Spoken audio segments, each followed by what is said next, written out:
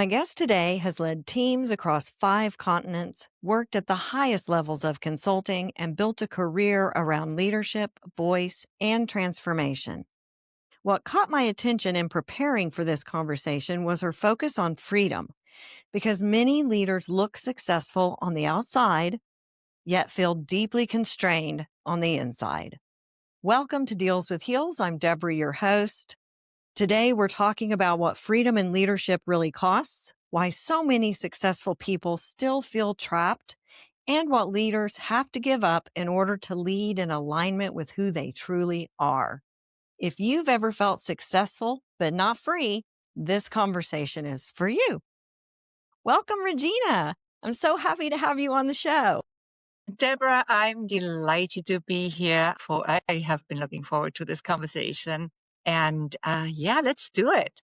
Let's do it. And I appreciate you staying up late to be with me. I want to talk a little bit about success without freedom. Where do you most often see leaders not feeling free? Well, it depends on whether they are in corporate or entrepreneurs, because, of course, as entrepreneurs, we often look for that freedom after we have, so to speak, freed ourselves from our job, right? But it doesn't always work that way. And for a lot of people, their business becomes their prison or their cage because now they find themselves working 24/7.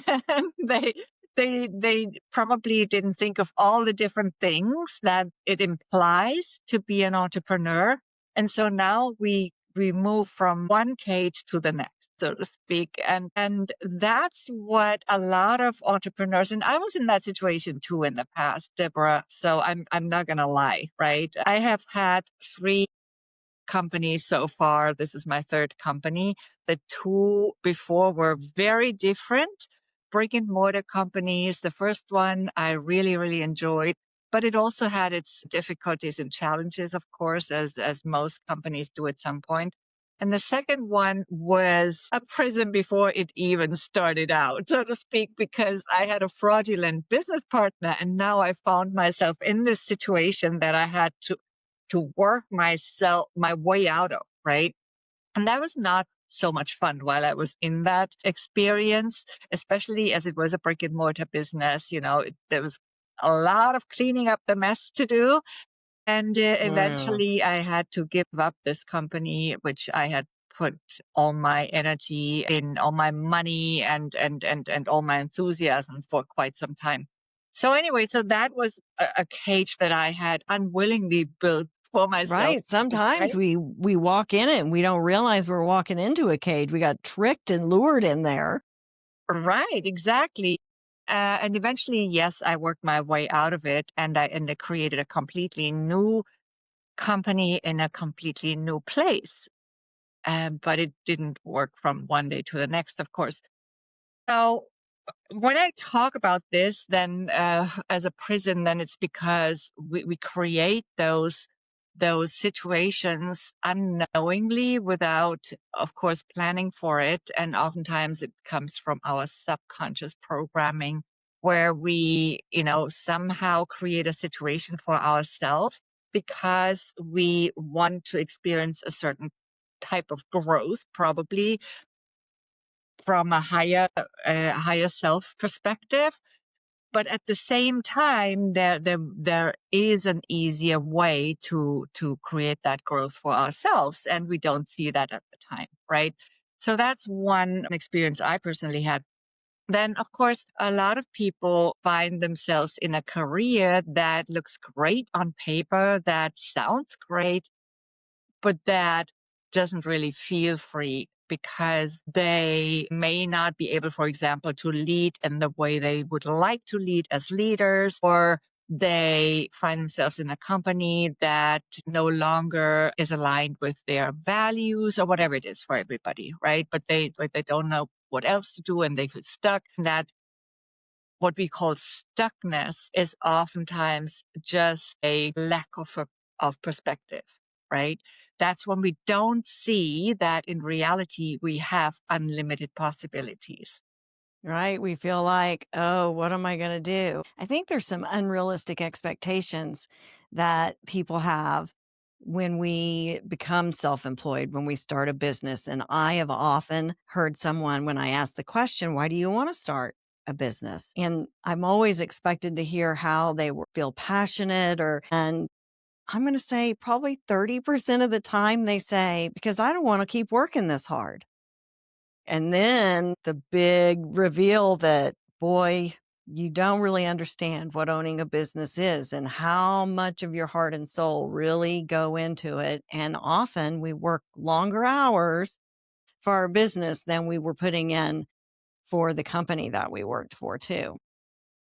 Right. And you know what's important about freedom? Freedom comes from within. You know, of course, yes, I am somebody who's very adventurous and very freedom loving in terms of, okay, I want to travel where I want to, where I want. I want to move where I want. I've lived on several different continents. And all of that is a piece of my freedom. But the true freedom comes from within, right? Because we can have all the freedom in the world externally, but if we do not feel the freedom from within, then we cannot experience it. And there are people who live under very difficult circumstances, or so it seems, but they experience that inner freedom because it's a way of being, it's a state of mind, right? And I think that's very, very important to remember, that we can feel free in any situation, even when supposedly it looks as if we're stuck, right? Because it's ourselves who give ourselves permission to be free, to be that free spirit, to say things that other people don't say or don't dare say, right? And I think freedom looks different for everybody. Some people love to travel, to move around, as I do, and some other people don't like that, and they have the freedom to do something completely different. To me, that's what I call that freaking amazing life, when you actually choose and you know you have a choice. Because oftentimes we think we don't have a choice, or we only have two options, and that's not really true. It's what we learn at school. There's two options, right and wrong, right? But Exactly. that's And not really true. Unlimited possibilities. And full of different variations of it. It doesn't have to look the way we've been taught to expect it to look.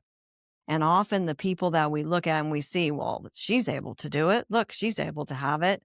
She doesn't feel free on the inside. And the person that doesn't look like they have it all together are living their very best life, feeling freer than they ever had. So I think having that idea of perfection in our brain, we don't feel free to step away from that sometimes even. I have to do it this way or it's not right, because we're stuck in that right or wrong mode, as opposed in here in the United States, there's so much I'm right, you're wrong, so much right fighting that you're caging yourself up when you do that. When you cage yourself as it has to be like this to be right. Am I on the right track? Yeah, absolutely. And there is actually no right or wrong, because it's very subjective. You know, what is that even, right or wrong? What might seem right to you might seem wrong to me. Right. And it's not for anyone to push my rightness and what feels best and free to me off on someone else. It just doesn't work that way. Right. I think we can really benefit from open-mindedness, all of us. You know, I've learned to open my horizon as I was moving between countries and continents, and that's been extremely enriching. But of course, yes, sometimes I also look at something and say, oh, that doesn't seem right to me. But then, you know, as you have a closer look, there's another perspective. And I think that's what we want to look for in other people, and have those conversations and learn in that way. And it's also a way of getting beyond this polarity of there's only this or that. All of a sudden, there's this immense richness of perspectives, of possibilities, I already said, but also opportunities, because we learn how to think differently when we listen to different perspectives. and we learn sometimes very surprising things. We also, there's no one truth, right? In fact, there is no truth if you really go to the gist of it, because again, any truth is just a perspective. It definitely is. You can even hear the words differently than the person next to you. And they can have different meanings in all of those things. And I try always to look at it from the other person's perspective, or ask myself, is there another perspective that I'm missing? And it serves me well in marketing and sales and in sales coaching to be able to say, okay, if you want to sell to them, you have to see how they buy from their perspective. They look at the world differently than you do, and that's not wrong. It's their vision, and sales is a transfer of enthusiasm, whether you're doing it to the masses, you're doing it one-on-one selling, or even coaching. I'm enthusiastic. I can transfer that to you and you become a believer in it as well. And if you can't look at the other perspective, that's infinitely more difficult than it is if when you can see that person for who they really are, then you can connect with them in a way that's not possible when you can't. Yeah, absolutely. And you know what, Deborah, the same is true for leaders, right? You're looking at it from a marketing perspective, and I look at it from a leadership perspective. And that's also why I love to work with leaders, because when they understand this, leaders with teams, when they understand this, they create a ripple effect in their teams. Their transformation is transferred to their teams. And when they are able to look at the different perspectives in their teams, they're also able to actually get the most out of their teams, because then they can use those diverse talents, perspectives, and all of that to create a much better product or service or whatever it is that they offer. And And to improve on yeah, their teams. And when you can see the variations in your team members, it's like raising kids too. I raised 5 kids, and you kind of wow. think of them as a team. And often kids will say, well, mom didn't treat me that way. That's because you respond to something differently than that child do. And as parents, we kind of do it naturally because we get to know our kids so well. And if you can incorporate some of that in teams, boy, it makes a difference. And transferring all of that openness and understanding other team members and not having a competitiveness with them, more of a collaborative nature, it can really build something great. Absolutely. So you mentioned collaboration. I would even go a step further and call it co-creation. When you get to that point, that's really when you have a fully functional team. And I always say that people are the heart of any organization, of any business. That's why I talk about heart set also in my work and about heart-centered leadership. It's because when a leader notices that and really recognizes and acknowledges that people are the heart of any organization, everything changes. Because then they will also try to really connect with people through their hearts in a way, right? And then they realize that, well, that's really also where the authenticity comes in. We talk so much about authenticity all the time, Deborah, but what is that really? Are we allowing, as leaders, our team members to be authentic, or are we only claiming it for ourselves to be authentic, right? Right. It's a great gift for a leader to have, and it makes it easier to lead others, at least sustainably, right? However, what about their authenticity? Are we allowing that in as well? I was just going to ask, what do leaders cling to that keep them trapped in that, where they can't see it in other people? What beliefs are they clinging to that they need to let go of? Well, I think rather than, well, there are certainly beliefs involved, Deborah, but it's all about knowing yourself. It's about self-awareness. I always say the biggest part of leadership is self-leadership. And self-leadership cannot happen without self-awareness. It cannot happen without walking on that path of self-discovery. And once you know yourself really well, that's when it becomes easier to know others and to see others truly, and to see their, not just their talents, but also their to literally see their emotions sometimes, because when you know and recognize yourself as an emotional being, and when you realize that we all have certain triggers, we all have certain moments where, we just need that emotional expression. Also, that doesn't mean that we're all going to cry together, but we are emotional beings, and that's undeniable. So we also need to recognize it. And when we are able to manage, it's not really the right word for emotions, but to really deal with our emotions in a way that is useful, that's when we can also allow those emotions in others and manage them. So one way of doing that is actually, and it has to do with beliefs also, Deborah, is to allow ourselves to feel our emotions so that we can digest them, so that we can transmute them. I sometimes say so we can alchemize them, right? Because in business, we mostly talk about fear because hardly anybody talks about sadness, but it can also have a really limiting impact on us when we carry too much sadness that has always been suppressed. So I know this is going maybe in a direction that you weren't expecting now, but it's so important to, apart from beliefs, also know ourselves well emotionally. We talk about beliefs so much, and yes, the subconscious has a huge role. And 95% of our behavior is driven by our subconscious, but it's all related. Emotions, beliefs, thoughts, it's all one. And we don't talk about emotions enough, and we don't talk about energy enough. These are the two things I believe that we do not talk enough about it in business, and also in leader presence, by the way.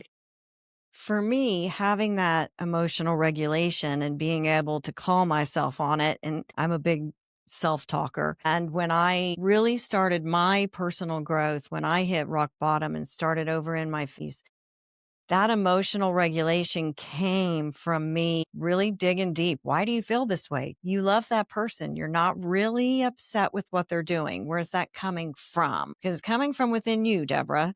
And I would have those conversations with myself to really figure it out. And it helped me regulate how I interacted with other people. And it helped me see them in a different way than I had been able to see them before. One of the things I wanted to ask you about, and I think this is a good segue for it, is freedom versus avoidance.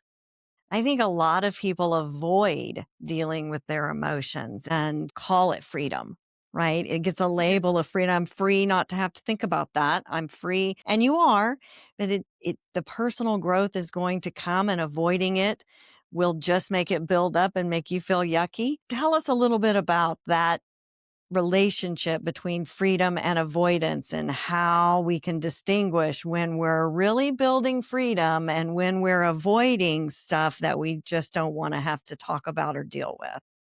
Yeah, I think there are two aspects here that I want to touch on. And first of all, there is, we talk so much about freedom from something, freedom from, I don't know, whatever it is. We're free from shackles, we're free from an urge, whatever it is, or free from a disease, whatever it is, right? But what I think is much more fun to focus on is freedom to do, freedom to create, freedom to be who you are meant to be, who you want to be, you desire to be, and live the life you desire to live, your preferred life, right? This is a freedom too, and feels much more expansive to me It than does a me freedom. too. And I really am embodying that now. I Yeah. feel after really taking care of a lot of people and people pleasing and making sure everyone's okay. Now, instead of saying I freed myself from that, I always say I am free to be Debra now and to grow myself. I found my way through to find that. And so I identify with that. That's so meaningful. Yeah, absolutely. I love that. And also the other aspect I wanted to touch on in this context is vulnerability can become your superpower if you use it consciously. This vulnerability with regards to your emotions, instead of just always pushing them down, because whatever you push down resists and it'll come back up. So Right. when you really take the time to transmute, to alchemize those emotions that you want to potentially experience less of, instead of pressing them down and then having them again stored in your solar plexus instead of digesting them, then you gotta at some point feel them, breathe through them, right? And that's what actually then allows them to digest, whether that's fear or sadness or anger. But the thing is, it's not about never feeling those emotions again. It's just about allowing yourself to digest a portion of the excess of stored emotions, right? Because we store those emotions, we have been storing them since we were little children. Yes. I store mine in my glutes, by the way. I was Okay. doing some somatic yoga and, thinking, I did it for a long time. And then one day I realized I'm clenching my butt cheeks. And now I can feel when I'm doing it. And it's always during a time that is more difficult, right? That I'm have more stress. And then I can still feel I'm like, oh my gosh, I can feel myself. I can't believe I clenched my butt cheeks for 40 years. And I didn't know I was too longer than that, Yeah. 50 years. And so now I can feel that and relax it. And it made such a difference for me that eventually my whole body was relaxed and there they were, just so tight still. And it became so clear to me that I was storing all of that I hadn't felt in there. And as I worked all that out, it was emotional because I was just now expressing it. And I often didn't know where that emotion was coming from. And I'll give you an example. I cried after doing this yoga, somatic yoga practice. And it wasn't about anything happening in my life. It wasn't about a horrible experience. I cried because I rehomed two dogs over 30 years ago that I didn't abandon them and drive them out in the country. They went to a very good home that loved them and took great care of them. So I couldn't figure out, why am I so emotional about this? I'm such a big pet lover now. And at first I identified it as, well, you're just feeling guilty. There's guilt there. I had a guest on the show last season and she told me that it's really just general unexpressed emotion that I've been holding Yeah. all of this time. And it has to find a way to get out and a way for me to understand it and feel it. So I had this sadness and grief built up in my life for decades that I hadn't expressed. And it came out in that way. And it was very relieving. And now sometimes when I start to feel a little anxious, those dogs pop into my head. And I know that is just repressed emotion coming as opposed. Now I'm open to other theories if you think it's something else, Yeah. but that No, was the totally. example for me. Yeah. So the dogs are there actually to remind you of your little Deborah, the little girl Deborah, that she wasn't able to express something when she was little. That's probably, because when we are not digesting those emotions, when we're not allowing yourselves to feel those emotions so that they can be transmuted or dissolved, that's when we will recreate situations again and again and again to give ourselves the opportunity. But then if you don't do it, then it's always going to be the same suffering. So you could think of it as your inner children that are And I definitely have, right. And I definitely have that. I really was a people pleasing in the United States, my generation. of kids were, I was in their little gifted and talented, that GATE program that you see all the conspiracy theories about.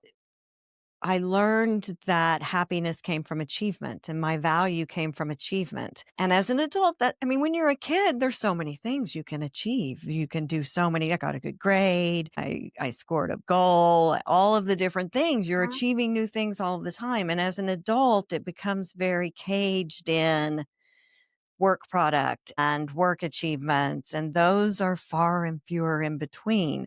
It's not a sustainable way of thinking. And so I suppressed a lot of grief and sadness and disappointment and charged forward without feeling it at the time. I don't need to feel that. I'm going to get through this because that's what I'm meant to do. That's what I'm supposed to do, those expectations. And so I can see that likely is where all of that comes from. And eventually I will have the freedom to feel it all the time without thinking about the dogs. Right. And we have well-meaning parents. Most parents are well-meaning, maybe not all, but most. And they want to maybe console their kids, their children, and they don't allow them to express their tears, to express their sadness or their anger, and that's how it gets stuck. Already, how it gets stuck very, very early on in life, and that's how we carry it around so long.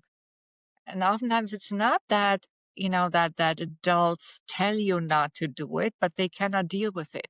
So they try to hush you. They try to maybe give you candy so that you stop crying, and they're not even aware. And I wouldn't have been years ago either, you know? Right. And for me in the United States, it was quit crying. I'll give you something to cry about. But As yeah, though or what that, you're right? crying Or about that. isn't enough. I mean, the fact that I'm crying about something is enough. I don't need something else.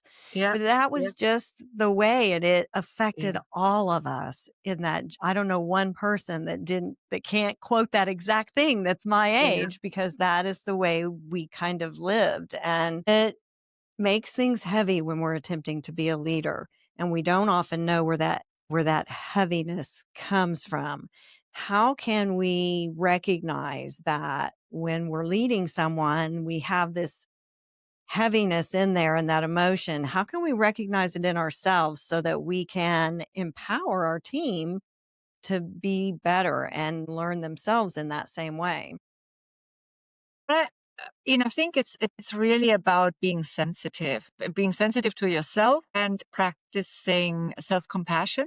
That's when it becomes easier to be sensitive to others and also practice compassion toward others. And sometimes we only do the compassion toward others, but not to self, right? So sometimes it's the other That's way around. true too. And Yeah. how often do we do things? My daughter is a doctor in her residency. And one of the things when she was doing rotation was that they had this thing about, well, that's what we all did. So now you have to do it too. We bring forward, instead of the freedom that we all deserve, we bring forward these restrictions and expectations. And because I suffered, you have to suffer too. Yeah, exactly. And in the end, I think a good question is always, what are we trying to achieve? You know, Right. why? When we ask the why, does it serve us? Or does it not serve us? This is a question to ask.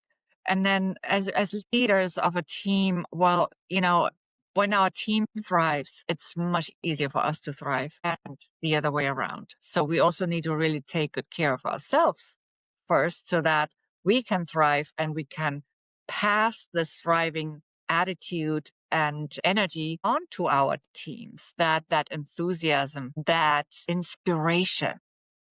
I Inspiration comes from spirit, right? So it's that spirit that we have, that energy that we have, and that we can then convey to our team, and that is contagious. It really is contagious. And when you're really standing in it and it's authentic and you are demonstrating your freedom to feel and be your true self, it's magnetic too. It really is. And it helped me be a better leader in everything that I do. Being able to get in touch with my own feelings and understand the defensiveness I might have been feeling and where that came from, because there was a bunch of that when I was healing, and regret for not doing things better. And when I was finally able to see all of those emotions and feel them and understand where they came from, and that they're not to be lived in the here and now forever, they don't make me the person that I am today, then I was so much able to bring out all of those good things and really be a great listener to my team when I was leading them. Absolutely. I believe that when we allow ourselves to be human, then we can also allow our team members to be human and to be not always polished, to to to speak their minds more, because that's also where the great ideas are expressed, right? And that where their creativity can be blooming. When we think we need to be perfect or polished or whatever, then we hold back, usually because we don't want to say anything wrong. We don't want to be ridiculed. So the more we can create this trust foundation and this environment for our team. And I know a lot of people talk about this all the time, so I'm not going to talk about always the same things. I think we're having a really beautiful, deep conversation, which I actually love. But that what I want to say about this though is every leader has their own way of building this trust. Yes, there are certain things, you can build trust through language. There's a way to use inclusive language, for example. There's a way to ask questions that can be helpful. But apart from that, it is through that authenticity that we call simply your own way, without having to think about, okay, what is authenticity? No, it's about a leader who stands for something, a leader who isn't afraid to share their values, to just really express who they are so that others can express who they are. And that is really uniquely human, right? One of the questions I get asked a lot is about AI and how it has really taken jobs and transformed the business world, and it continues to do so. And when I'm asked about the future of AI, I always land on humanity. AI is simply a tool, and it's used by a human to create. But real creation comes from all of us working together and being inspired, and that cannot be duplicated. And everything that you've said in the show really lands on that for me. You talked so much about being human and allowing ourselves to be human and not expect perfection. And that really hits the soft spot for me, because I am living in that moment and leading in that moment myself, trying to help my team and my clients find their way and not lose their humanity in it, not become on autopilot, to keep creating, because human creation is unique. Yeah. And that's where energy comes in too. We mentioned Yes. energy before. It's really a key aspect of leadership presence of anything in business, really. When in marketing, it's not just the marketing strategy, it's how you take it across through your energy. Energy is your product or your service infused by, and what energy are you embodying? How do you come across through that energy? Our energy flows into everything we think, we feel, we say, we do, and yet we hardly talk about it in business. I find that very surprising.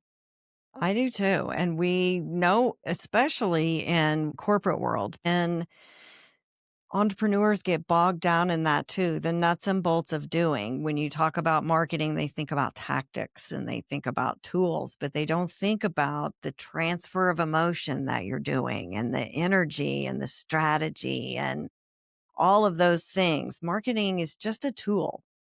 a Yeah. tool to help us transfer our energy and our enthusiasm to somebody else so they can see things from our point of view. And so that was such a great way to end the show and our discussion because great conversations seem to go so quickly, which I'm sure you have found on your podcast too. And so we didn't talk about your podcast, and I would love for you to tell our audience all about the things that you're doing, your podcast and your business, and tell everyone how we can get in touch with you and find out more. Yes, thank you for that opportunity. My podcast is called Rise to Lead. You will find it on all the different podcast platforms, also on my YouTube channel, Regina Huber. And my website is transformyourperformance.com. I also have a fun tool, which is a template to create your freaking amazing life, also as a leader. And I it, love that. My freaking amazing life. And we will link to all of that, you guys, in the show notes. You don't have to write them down now. Yes. So yes, it's a PDF. It's a template that I have created to just get the process started to create that freaking amazing life for yourself. You may know that my recent book, my second book was titled Living My Freaking Amazing Life. And that's all about creating the life that's perfect for you, not anybody else. Right.